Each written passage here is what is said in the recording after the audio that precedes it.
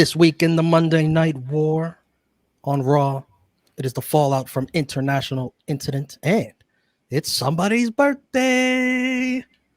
Over on Nitro, big main event with the Horsemen versus Luger, Sting, and Macho Man, and a question of where is Ric Flair? Where is he? Romeo, SP3. This is True Rewind 69 birthday cake. This is True Rewind. This is True Rewind.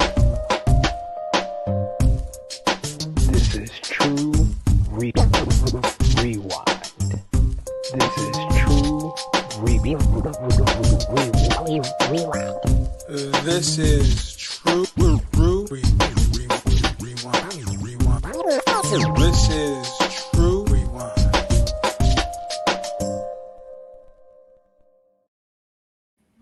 Hello. It is me, your True Heel Phenom, SP3, and we are back in the DeLorean. Pump up the flux capacitor as we go back in time to 1996, July 22nd, to be exact, on another edition of True Rewind, episode 69. Birthday cake. It is time to 69 and talk about Monday Night Raw and WCW Nitro from July 22nd, 1996, and we will decide what was the better show for the week. I am back once again with the driver of the DeLorean himself, Mr. Romeo Anthony Colon.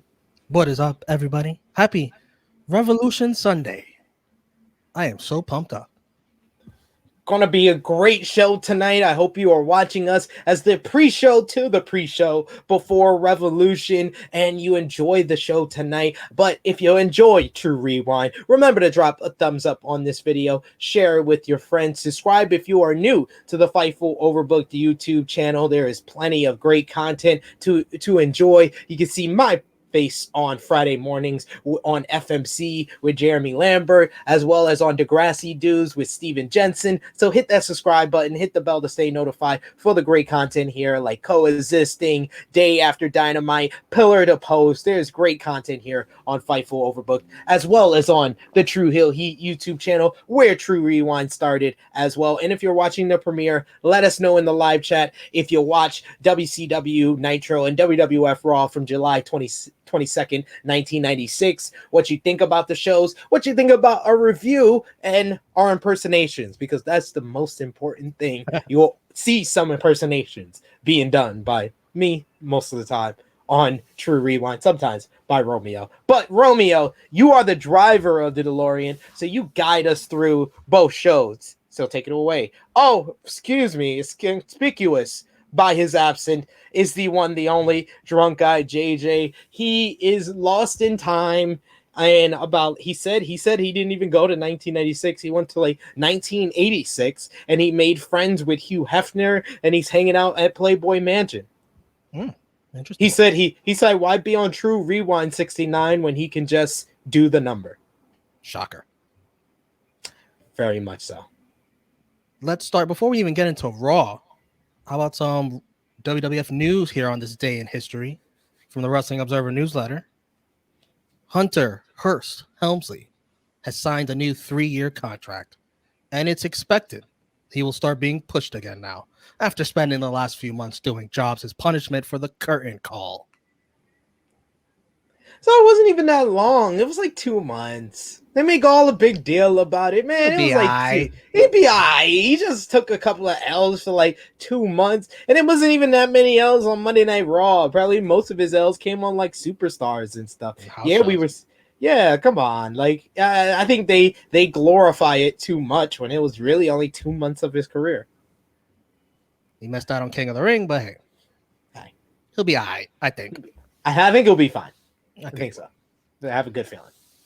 Raw 7/22/96 live from Key Arena in Seattle, Washington. Remember that arena? Remember the Sonics? Yes. Sean Kemp, Gary Payton, wrecking havoc around this time.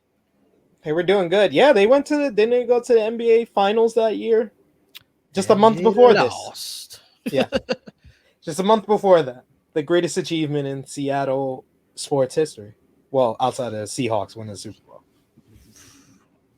Starting off hot with a tag team championship match featuring the Smoking Guns, who just lost on pay-per-view yesterday, by the way, versus the WWF champ and IC champ Shawn and Ahmed. Sonny struggles wheeling in a B-Day cake. We take a look at the birthday cake. Happy birthday. Oh, she got it for her boo, Shawn. Ahmed Johnson with a broken nose, still competing. Tough Shawn, as nails. what's that? Tough as nails. Look at Yes. this man. Shawn Michaels letting us know how many girls he inappropriately kissed this year. 31 of them. No, that's his age. He turned 31. It's his birthday. I mean, Shawn Michaels' birthday. To be fair, I don't know if you're too far off. We don't know. Maybe if you turn the number around 13, probably more accurate number. Who knows? Who knows? He looks at the cake and you can read his lips. He says, "Is that for me, baby?"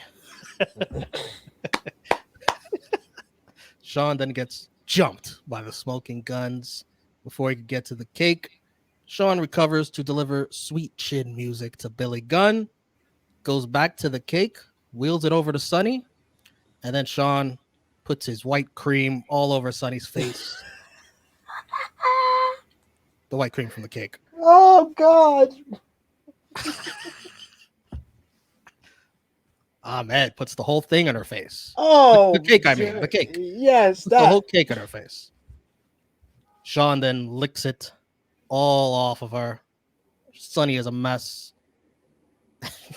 Shawn poses. This was just, I don't know, man. Look at that picture, ladies and gentlemen. Imagine the people. Put the picture back up. Imagine the people who click on the video and just do it. They have no idea what is going on. It just looks like Shawn Michaels went to a party, and it was a party with either a lot of women or a lot of cocaine. Like, oh man, this was. I couldn't stop my whole laughing throughout this whole thing. Shawn dances, poses. There's no match. We learned the match is going to be on later.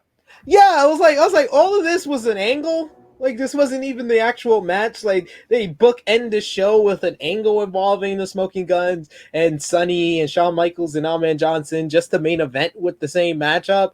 Like, I was just like, okay, I guess they really wanted to do this whole cake angle. So, by the way, Uncle Gino saying that even though Billy Gunn has a slight concussion, he will recover and we'll put him in the tag team match later on tonight. Yes, Uncle Gino don't play no games. He said you don't fight. He was like, you stripped of the titles. Damn, Uncle Gino. Take a Tylenol. You'll be all right. 1 week after getting the debut of TL Hopper the Plumber, we get the Goon, a disgruntled hockey player. Hey, from the Wrestling Observer newsletter. There's some controversy regarding the new Goon character who does a hockey gimmick.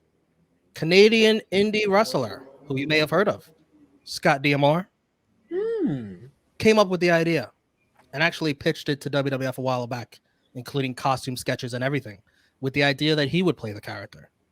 He never heard from WWF, and now a few months later, his idea is on TV being played by another wrestler. Dave Meltzer says, word of advice, if you have a gimmick idea, trademark it before pitching it to a major promotion. Not that this was the best gimmick idea anyways. Nah, this wasn't your best stuff, Scott. I would take Decay and stuff like that over this. So you live and you learn. You live and you learn. At least he showed his creativity 25 years before he would become a creative person in Impact. The Goon versus Mark Merrill, but hey, here's a picture of Sable. Oh yeah. Stone Cold Steve Austin on commentary, casually mentioning how he can beat everyone, including Bret Hart. Huh. I wonder why I haven't heard in years. I haven't seen him since what? WrestleMania? That's right. That was on a different channel. We were even talking about that. Mero flips Goon onto his damn head. Jake the Snake on the phone to King Shock. Vince asks him about his bullshit injury that's fake. Jerry laughs. Even Stone Cold jumped in on the trolling. I didn't pay attention to this match one bit, just watching Jerry and his facial expressions. Jerry with his Jake's tag team partner, Jim Beam. Vince cuts off Steve, and Steve didn't like it one bit, threatening to backhand him. The first of a million physical threats Stone Cold will make to Vince McMahon. Absolutely. This was foreshadowing, ladies and gentlemen, that there would be more chemistry to come between Stone Cold and Vince McMahon. Stone Cold suggests his own version of the Lex Express, where instead of kissing babies, he just goes around the country whooping people's asses. Great idea. I would have loved to have seen that. The 316 Express. Absolutely. Just randomly, like, giving Stone Cold stunners, drinking a beer, asking for, like, a beer, and then leaving. It's great. We learned it'll be Austin versus Taker next week. That's a big match. Oh, yeah. Goon was legit ice skating on all the cake on the mat outside. So was Mero. Mero wins with a slingshot leg drop. Austin asks, what's Sable doing around here? She should be cleaning pots and pans. Oh, Jesus. That didn't age well. Pal. SP3, would you agree that the best part of this match was everything we heard on commentary? Yeah, it was Jerry the King Lawler dragging Jake the Snake Roberts. Like, he was just like trashing this man for his alcohol use. Austin too for, trashing Jake as well as Mark Merrill. So this was entertaining for the commentary more than the match itself. We got a Shawn and Ahmed interview backstage. Should I hand this off to you? They did. Ahmed didn't talk. Like, I was very disappointed by this. Like, I'm like, I see it's Ahmed Johnson, and I'm getting ready, and I was like, Shawn's talking, and I was like, I'll write what Shawn's talking about if Ahmed is also talking, but Ahmed didn't talk. It was all Shawn here. Shawn says Sonny can't get no action, and Shawn gonna give the Cowboys all the action later on. Pause. Whoa. Bob Backlund still in the crowd, trolling some marks who got really heated at him. Look at the guy on the right. He's pissed. They're in a real political discussion. Look at the guy on the left, like putting his finger in his face. Clarence Mason earlier today meeting Uncle Gino, trying to get a client of his into the WWF. He's cleared of any crimes he was accused of before. Who is this man on the left? From the Wrestling Observer newsletter. Spoiler alert. Crush made his return to the WWF after being fired last year due to his arrest on gun and drug charges. The angle is that heel lawyer Clarence Mason forced WWF to rehire him via legal means. Are you excited to see Crush back? No. Like, not at all. Like, not at all. I don't care. I like Clarence Mason, though. And this was interesting use of Clarence Mason using something that happened in real life to present someone in another light. When he was the Kona Crush, I did like his little feud with Macho Man Randy Savage heading into WrestleMania 10 when he turned heel on his friend Macho. That was a cool little angle there. But after that, I don't know of anything significant that he did. And before that, outside of losing to Doink the Clown at WrestleMania 9, I don't know what he did exciting before that. And then this run was at least more memorable than his original run. And all of that pairs in comparison to his run with Demolition. So it's like varying degrees of diminishing returns. We got Freddie Joe Floyd, a.k.a. Tracy Smothers, versus Mankind. Mankind wins with the mandible claw. Poor Freddie Joe Floyd, a.k.a. Tracy Smothers. He gets called to WWE, and they just have him come out to some generic music. Didn't he come out to like the same thing as Barry Horowitz or something? I don't recall. I don't even recall what his music was. It was something generic, and then Mankind just beats the hell out of him. And what's going on with this show? Why aren't the people that enjoy to hear promo work from cutting promos? No Ahmed talking, no Mankind talking. Next match we got Goldust and he didn't talk. Like, it's like, yo, they didn't mess with me on this episode. Damn, they're killing you, killing me. Next week it'll be Mero versus Vader and Sid versus Bradshaw to join Taker versus Austin. We got Brian Pillman on commentary. He's here to exercise his First Amendment rights. He might say the 7 dirty words. He might get Vince McMahon in a lot of trouble. Then we get Barry Horowitz versus Goldust. At SummerSlam, it'll be Mark Merrow versus Goldust, which allows Pillman to bring up the fact that he wants Sable in his stable. Merrow backstage brings up some dumb jungle metaphors. He's sick and tired of Goldust sending sick letters to Sable. From the Wrestling Observer newsletter, they have dropped the angle they wanted to do with Marlena flirting with Sable because they don't want to get any lesbian heat on them to go along with all the other heat they get just from having Goldust the character. Look at that. Look at that. They're like, yeah, we don't want all that heat. It's getting a little too hot in the kitchen, so we're gonna back off that a little bit. We're still gonna do the match at SummerSlam, but we're not gonna overly extend ourselves on lesbian overtures. And on that note, Brian Pillman on commentary says he would love to see Marlena and Sable go after each other's carpets. I mean, jugulars. His words. Also, he can't say anything about Horowitz. He doesn't want it to be misconstrued as anti-Semitism. My goodness, Brian Pillman. He was great on commentary. Goldust wins with a curtain call. And boy, oh boy, did you see the signs in the crowd? Mm-hmm. Like, Dustin Rhodes is gay dust. Gay Dust and Margana. Oh my God. And what does the Another other one say? Dust. Gay Dust is running wild on these crowds. Jesus. 1996 is something different, folks.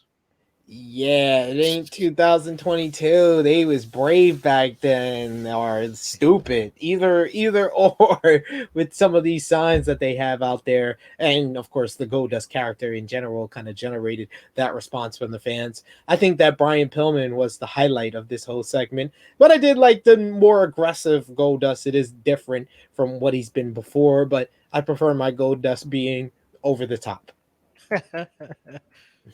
Backstage, Smoking Guns and Sonny. Sonny pissed off. Ahmed and Shawn know nothing about being tag champs or carrying themselves with dignity.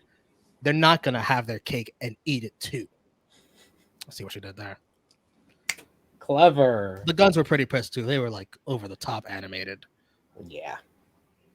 Then an interview in the ring. Cornette and Vader with Vince McMahon.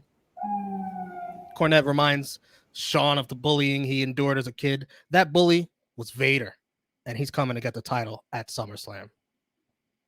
What do you think about this one? Cornette cut a really good promo, hell of a promo towards the end of it, especially as he got more fired up, talking about Vader versus Shawn Michaels and Vader taking the WWF Championship. Jim Cornette's really good at that, and this was at the height of Vader in WWF. But spoiler alert, we're coming to the downfall pretty soon. Oh, man. Damn. So fast? So soon? So soon. This dude just debuted at the Royal Rumble, and we're already nearing the end of his rise to the top. Main event time. Shawn and Ahmed versus Smoking Guns for the tag titles. The Guns charge into the ring. Sonny yells at Shawn that he's a pervert. Shawn then taunts his accuser. Lawler suggests he go clean up the cake on Sonny. Hey. He wouldn't mind that. Call the WWF Superstar Hotline to see if SummerSlam will be the Undertaker's last match in WWF. What? Say what? Spoiler alert. His last match wouldn't come for how many more years? 24 freaking more years. Ridiculous. Oh, man. Ahmed gets attacked on the outside by some guy in like a warrior outfit. The ref calls for the bell. Sonny loves the beatdown. Lawler says he looks like Ron Simmons, but bigger than him. That's because he is Ron Simmons. I'll be damned. Damn. See what I did there? Another sign in the crowd. Hey, Sonny, they're fake. Jesus, this crowd is a bunch of bullies in Seattle. My goodness. Ron, or Farook, or whatever you want to call him, he tells Sonny that from this day forward, this kingdom is yours. Sonny celebrates. Something happens with the video. We end Raw with Farook still going after Shawn and Sonny cheering him on. The debut. Ron Simmons here in WWF. Farook Assad debuts in WWF, and Sonny is his manager to start things off, and this starts a feud with Ahmed Johnson that really never gets like going. I think this attack leads to Ahmed being out of action. I don't know if it was originally supposed to be, the angle was supposed to be that way. I think it was the errant kick at the beginning, which did look stiff as hell, that he nailed Ahmed right in the ribs. And I did note that there was that little glitch before Farook and HBK tried fighting with each other. I like the debut, and I don't at the same time. I'm kind of indifferent on it. I'm kind of in the middle on it, on how it was presented. I think they could have emphasized him a little bit more instead of having like Shawn kind of just like run him off in a way, but it was okay. What do you think about his look? God damn it, that's a stupid helmet. What the hell? Like, they tried to make him look like the Black Magneto. That's what they tried to make him look like, and he just looks utterly ridiculous. That's why I was so happy when they reverted and he was able to, just kind of be him. I got very similar flashbacks to what they tried to do with Karrion Kross. Yeah. What do you think about the idea of pairing him with Sable? I mean, Sonny, excuse me.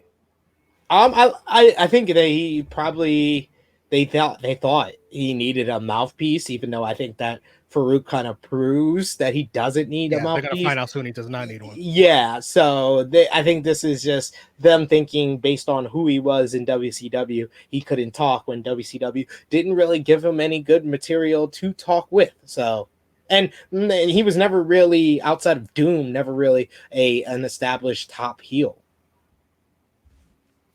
Let's wrap up this Raw match of the night. I'm going to go with the main event. Not much to choose from here. Not much to choose from, so I also agree. HBK and Ahmed versus Smoking Guns. MVP. All my MVPs are on commentary. Jerry Lawler, Stone Cold, and Brian Pillman. They just made me laugh so much tonight. I went with Brian Pillman Jr. Brian Pillman. He's not alive. He's not alive yet. Brian Pillman and Shawn Michaels, because Shawn Michaels got to cop some feels, got to kiss Sonny, got some cake. It was his birthday. He got to look strong against the debuting superstar that was supposed to look dominant, and he still ran him off. So, Shawn. Good pick. My LVP is the Goon, who I never want to see again. My LVP is Ahmed Johnson, because he got beaten like he stole something, got a broken nose, and he didn't even get to talk. Put our thumbs out, and 3, 2, 1 will be thumbs up, thumbs middle, thumbs down. 3, 2, 1. Look at that. Thumbs up and a thumbs down on complete opposite sides. My thumbs up reasoning, I laughed so much. Maybe it was for all the bad reasons, but I was entertained. Maybe would I have been entertained in 1996? I don't know. In 2022, I am laughing my ass off. A lot of this stuff didn't age well, so it was pretty funny seeing it in its context, but there was no good wrestling on this show. It felt like more angles and promos than actual wrestling, and none of the promos were good outside of the commentary, so yeah, thumbs down. Let's move over to Nitro from the Disney MGM studios in Orlando. And a quick, humble flex of WCW, having done something with Muhammad Ali back in, I believe, 1994. They're only showing this because he was part of the Olympic ceremonies in Atlanta. And if that wasn't enough, another humble flex. Hey, since Shaquille O'Neal is in the news, just signed with the Lakers, left the Magic high and dry. I wonder how that worked out for him. They show you this old footage of Shaq being cool with someone else who went Hollywood Hulk Hogan. This was a weird opening by WCW. I was utterly confused. I was just like, oh, we see footage of Hulk Hogan with Shaq, and they bring up he just signed with the Lakers. I guess that was worth noting and wasting TV time on. I don't know. WCW just trying to show you that they're hip. They're cool. They know all these superstar athletes. We're cool. And man, Shaq is young here. Holy crap. Oh, yeah. That's young Shaq. That's break the backboard Shaq. We get Squire Dave Taylor versus Scott Norton to start things off.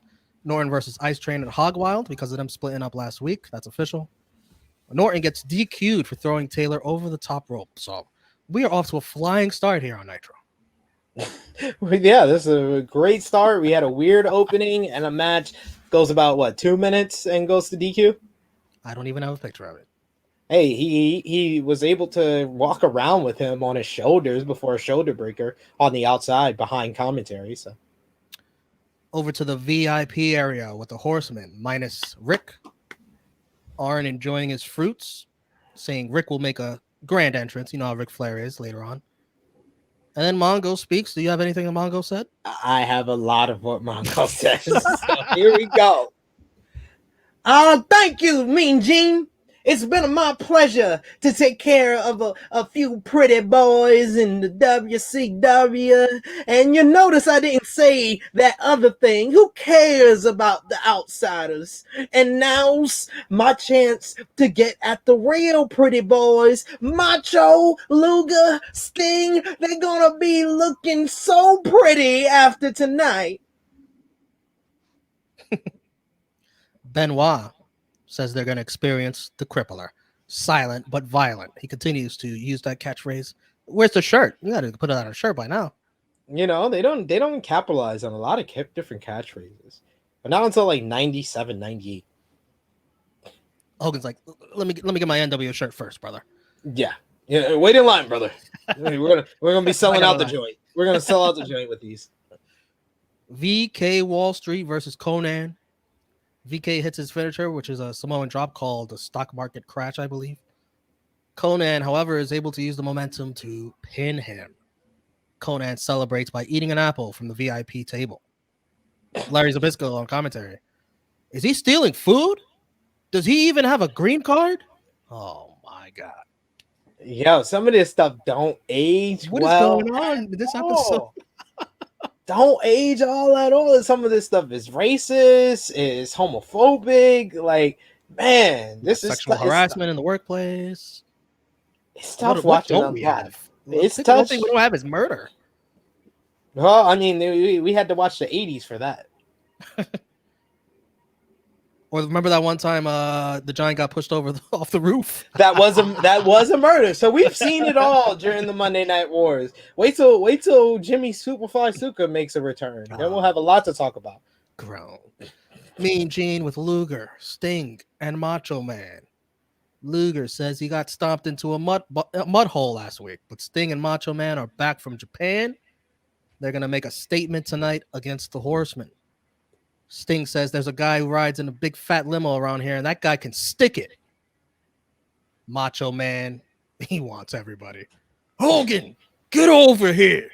Nature Boy, get over here. He wants to take care of all his problems in one night. Macho Man, never one for being patient. Spoiler alert, this is not the best promo from this threesome of this night. I have the full promo of what Lex Luger says to close the night. Just a preview, cliffhanger for the rest of the show. Go ahead. Another Glacier video package. Blood and we see him. We see him. He's there. He's here. That's him. That's him. We see him. He has come. Well, not yet. He's coming. He's coming soon to Nitro, like Veer. Again, we are anticipating who comes first in real time. In Glacier. Who's gonna come first? From the Wrestling Observer newsletter, the latest on these vignettes is one of the guys will be a character named Glacier, but it will be a group of 5 or 6 martial arts guys that only face each other. In other words, WCW was trying to create their own Mortal Kombat faction. Dave says it doesn't sound promising. But after seeing the Leprechaun, we'll get into that shit. I figure any idea can no longer be the worst. Oh, Jesus. Yeah, that Leprechaun. I was like, what the fuck? What the hell is going on in this goddamn matchup next? First of all, before we go to the beach first to see some badasses, take their shirts off and walk all cool. It's Alex Wright, Joe Gomez, Jim Powers, and Renegade versus the Dungeon of Doom, a new member to be unveiled. It's a stupid leprechaun. Folks, I don't even have a picture of this leprechaun because the motherfucker moves so fast, it's hard to screenshot. He is all over the place. He's on high caffeine. What do you make of this stupid leprechaun? I was totally baffled. It seemed like they called up Hornswoggle's father and asked him if he wanted a job, and he just went all over the place. Yeah, like it was just very confusing where the hell this leprechaun came from. Maybe they explained it on WCW Saturday Night and we just missed that, but it just seemed out of place. Meanwhile, the outsiders invade the production truck, telling jokes to everyone that works there. They want to pan the crowd looking for a friend of theirs. Then they want the cameras back on them. Security kicks them out. Much more entertaining than what was probably going on in the ring. Yes, like I was totally fine with them just focusing on the crowd and everything but this ring. Like literally, it took me a while to even figure out who was all the guys in the match that I literally came up with a name for them, which I called them the Power Plant Chumps. Oh, PPC. remember that one. Remember PPC. that one. Yes. In case we see this foursome again. Then Teddy Long walks up to Jim Powers to give him a pep talk. The ref loses control as both teams go at it. Then the Giant comes out to wreck house, DQ. This was random as hell, everything that's going on in this whole segment. Yo, because Teddy comes out and gives like Jim Powers a pep talk. So then he goes on like a whole run. He goes hot tags himself in. He goes running wild. Everybody gets into the ring. It's a huge brawl. And then the Giant just randomly comes in and says, nah, enough of this shit. And we got another fucking DQ on the show. Seriously? Two out of the 3 matches on this show to start off are DQ finishes? Mean Gene interviews the Giant. Giant yells, he's been a cancer in WCW that nobody can cure. Says at Sturgis he's going to chokeslam Hogan in the middle of the ring, accepting Hogan's challenge for a title match at Hog Wild. You silly, silly man. It's a weird thing to call yourself a cancer. Right, Yeah, for real. Like, shouldn't Hogan be the cancer? Yeah. DDP versus Prince Ayakaya making his debut. DDP wins easy with a beautiful, beautiful diamond cutter.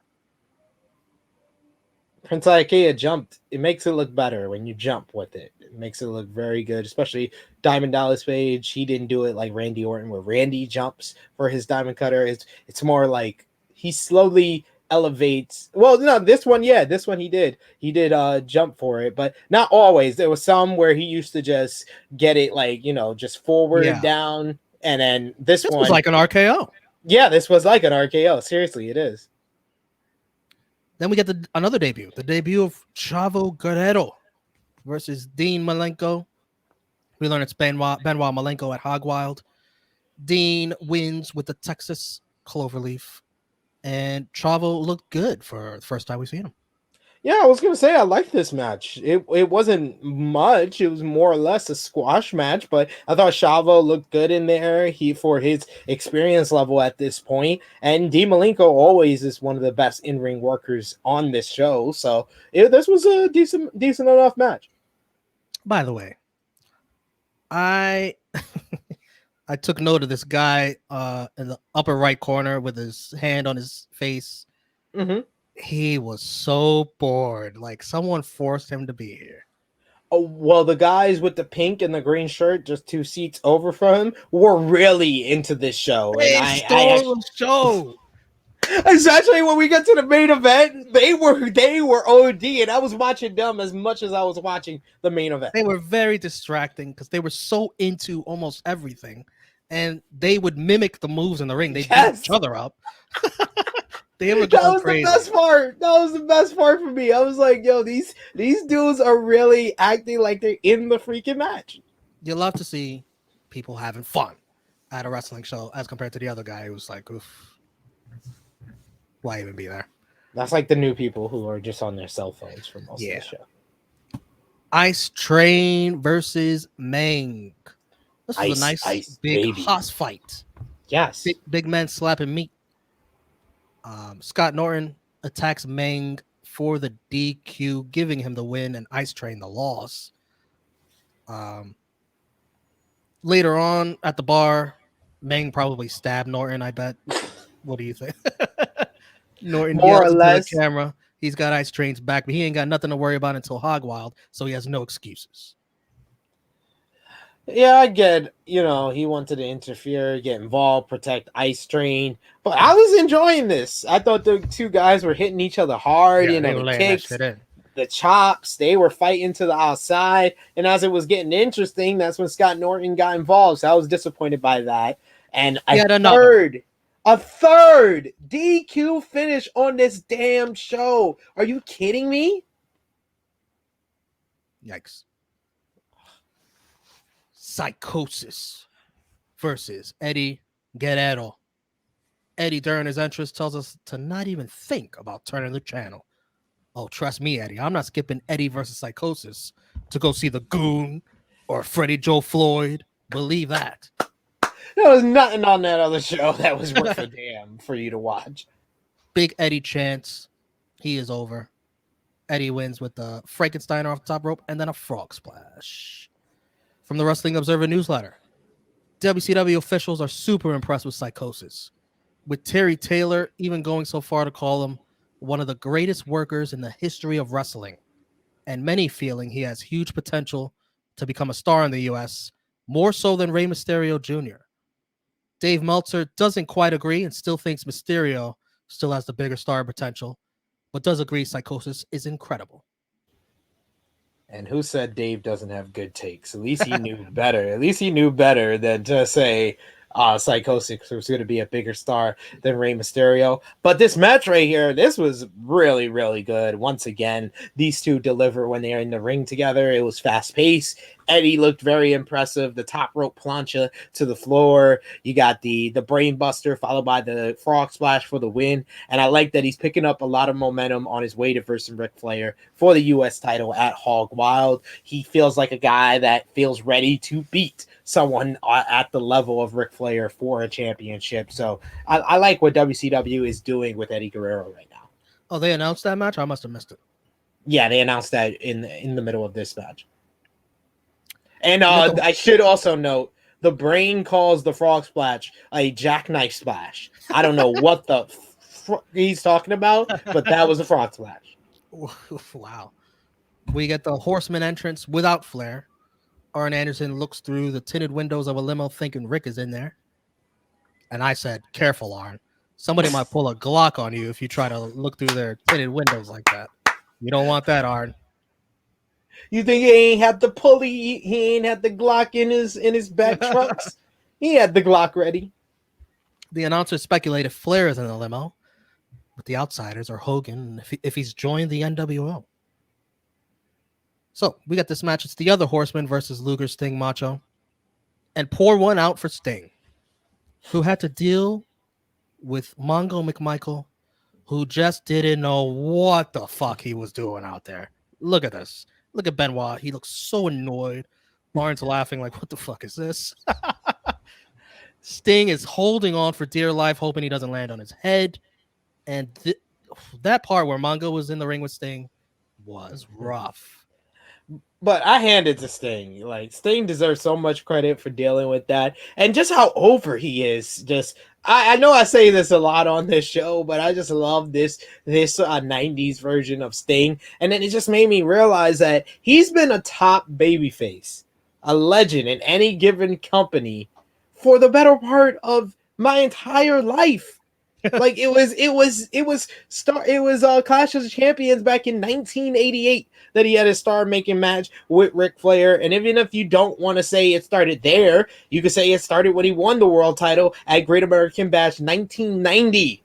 It's 2022 and this man is still in AEW over as hell. So this man, and he's been a babyface as well, a top babyface or a babyface legend for these companies. Like, he spent a short amount of time in WCW and TNA as a heel. For a better, I think this is if you talk about the greatest baby faces of all time, I think Sting is in that conversation. I gotta agree. It was funny. Eric Bischoff even paused on commentary, speechless at the ineptitude of Mongo right there.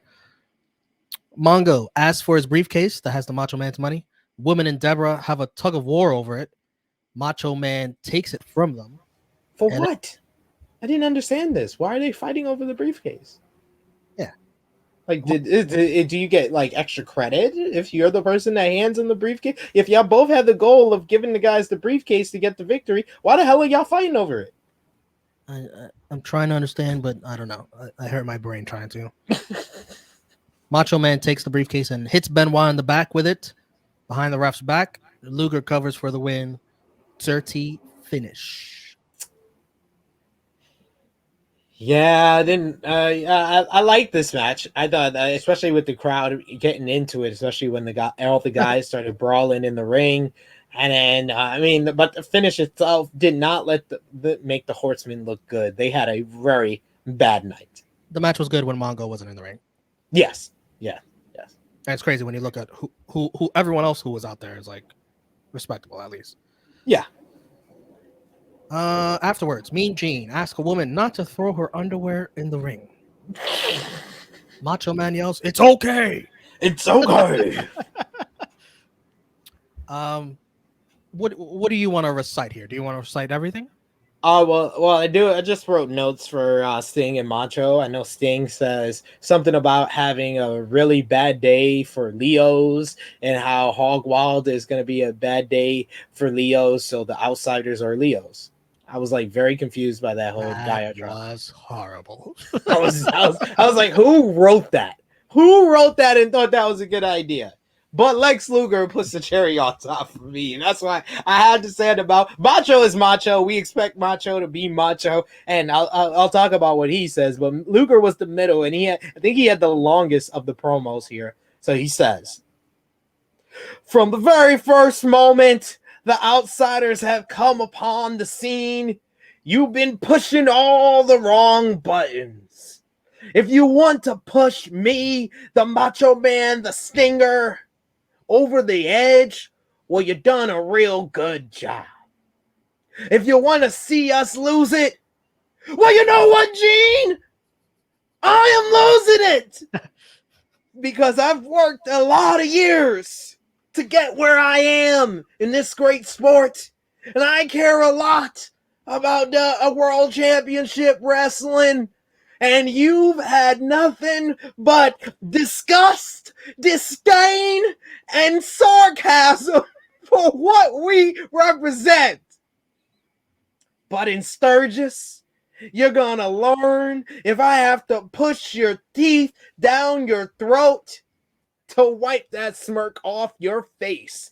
You're gonna learn what Sting, what Macho, Lex Luger, World Championship Wrestling, and all these fans who have watched us over the years means.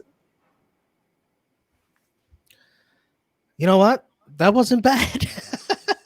The crazy Lex Luger was pretty decent. I like this promo. This probably is his best promo because he was so passionate. This is the most emotion he's shown since he's been back in WCW. And then, of course, we get Macho Man, who says he's going to beat up Hogan right in front of all his bikers. Neither the Army, the Navy, or the militia will stop him. We got a date. Don't be late. Sucker! They stole Booker T's line. He originated it. He originated it. No, I've heard Booker T say sucker before. Oh, yeah, that's true. That's true. But I love it. I love Macho. Macho was great here. Luger was great here. I don't know what Sting was babbling about. But this babyface triumphant looked good on this night. I enjoyed them in this promo. Enjoyed them in their earlier promo. Enjoyed their tag match outside of Mongo. So, good night for these babyfaces. So the show ends, and we never find out who was in the limo, despite Bischoff teasing it before a commercial. So, bait and switch. Yep. Pretty much. Match of the night, Psychosis Eddie. Easy. MVP. I'm gonna go with the Giant who cleaned house and yeah, I'm going with the Giant. I went with a three-way tie for Sting, Oh my. Luger, and Macho. They were team WCW. We'll call them. They were great. LVP for me is Mongo. I went with the entire Four Horsemen. They didn't know what to do on this night. They couldn't find Ric Flair. They couldn't find out who was in the limo. They lost their damn match. And Conan stole their food. So they had a bad night. They had a bad night. Put our thumbs out. And in 3, 2, 1, thumbs up, middle, or down for Nitro. 3, 2, 1. Unanimous middle from both of us. It's the middle of the road show. No Hogan, no real NWO progression. It was more about everybody else kind of responding to what the NWO has done so far. But I like the emotion of the baby faces. And the Eddie and Psychosis match, as well as Malenko and Chavo deserves a shot as well. So there was some better wrestling on this show than Raw, which keeps it in thumbs in the middle.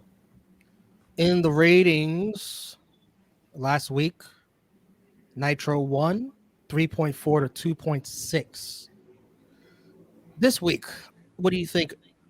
Let's start with Nitro. What do you think they did? 3.4. They're down by a lot. 2.6.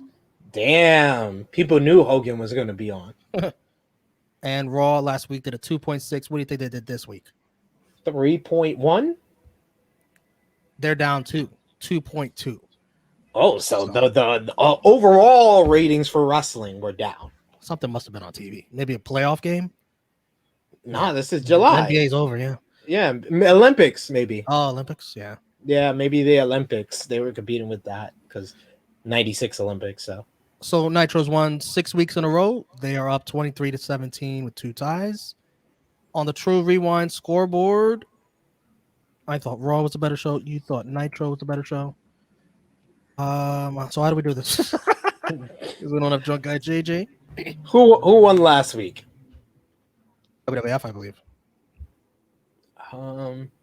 You know what? They're behind overall. So you know what? Even though I gave it a thumbs down, it was more of a thumbs middle show. I'll revert back. I don't know if I can. Can I revert back and give it a thumbs in the middle? Sure. I'll give it a thumbs in the middle. So these shows were relatively the same. One had better wrestling. The other had better maybe like funny moments and talking on commentary and stuff. And the Jim Cornette promo was good. So I'll give it to Raw this week overall. On the True Rewind scoreboard, WCW still leads 25 to 17. Yes, we had to give it this one to WWF to make it a little bit closer, but WCW is still in the lead. But that brings us to a close on True Rewind, episode 69, Birthday Cake. Romeo, you want to let the people know where they can find you, sir? And you can follow me, Tru Heel Romeo, on Twitter and Instagram, where I talk everything wrestling, everything sports, everything gambling, everything pop culture, everything in the news. I'm pretty entertaining follow, so you might as well just do it. And you can follow me over on the Tru Heel Heat YouTube channel, where tonight we got an AEW Revolution watch along. We are a crazy bunch to watch pay-per-views with. Come enjoy and watch with us.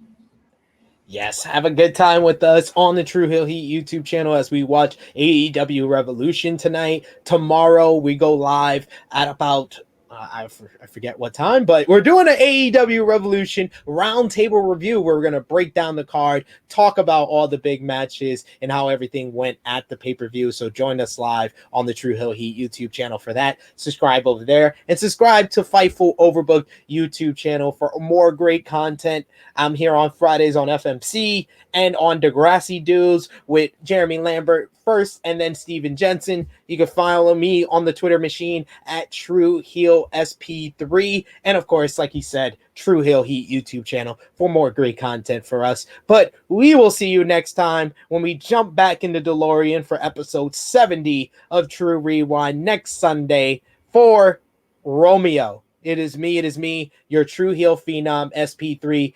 Go check out AEW Revolution. Enjoy the show tonight, and we'll see you next week right here on True Rewind.